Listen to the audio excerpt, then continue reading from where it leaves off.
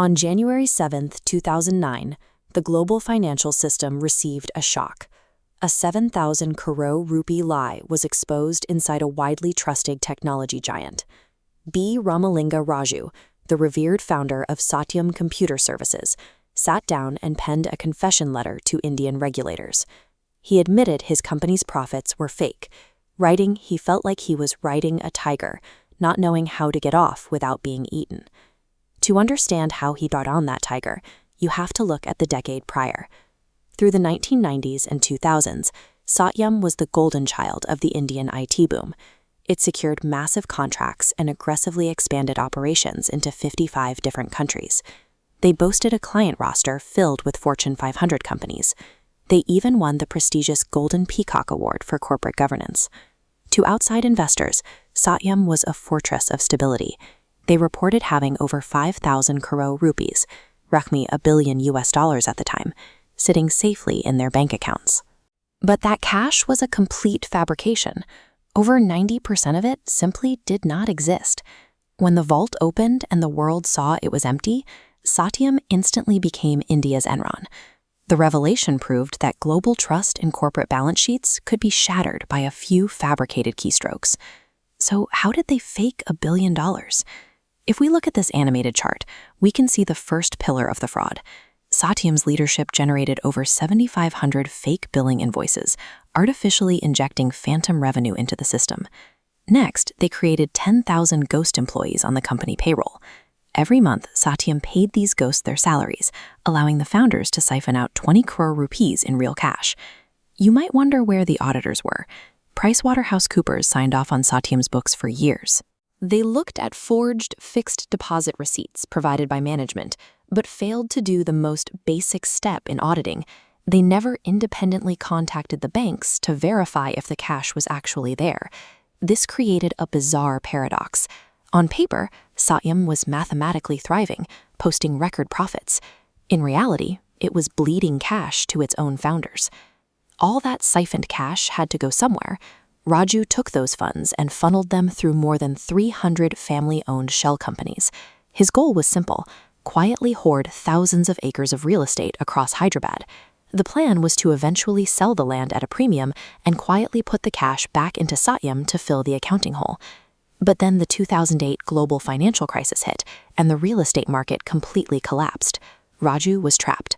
The land was suddenly illiquid and losing value. He could no longer sell his properties to cover the 7,000 crore rupee gap hiding in plain sight on Satyam's balance sheet. Out of time, he attempted a desperate final gambit.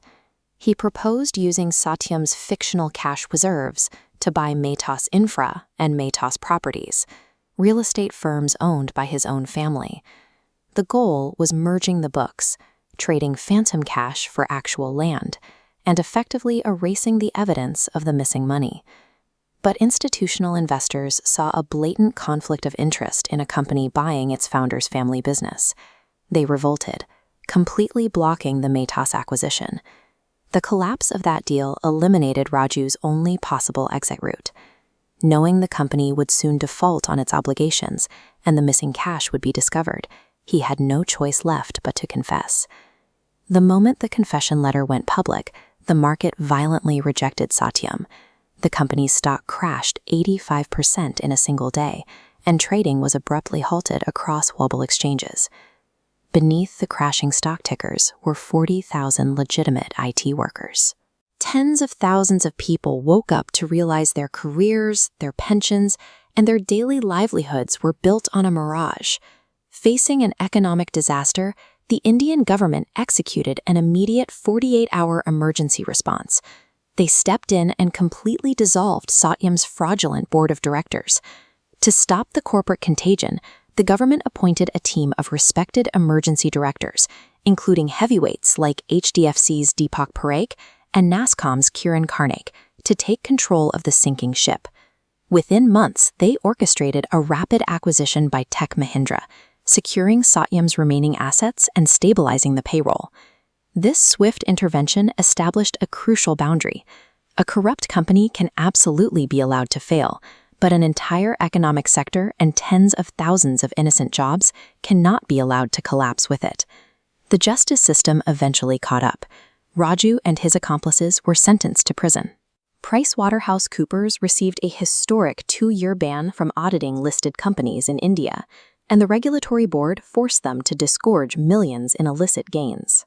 The scandal forced the Indian government to overhaul its corporate regulations, directly leading to the strict oversight mechanisms embedded in the Companies Act of 2013. Satyam stands as a permanent lesson for the Boardroom Archive. Financial audits that lack intense skepticism are entirely useless.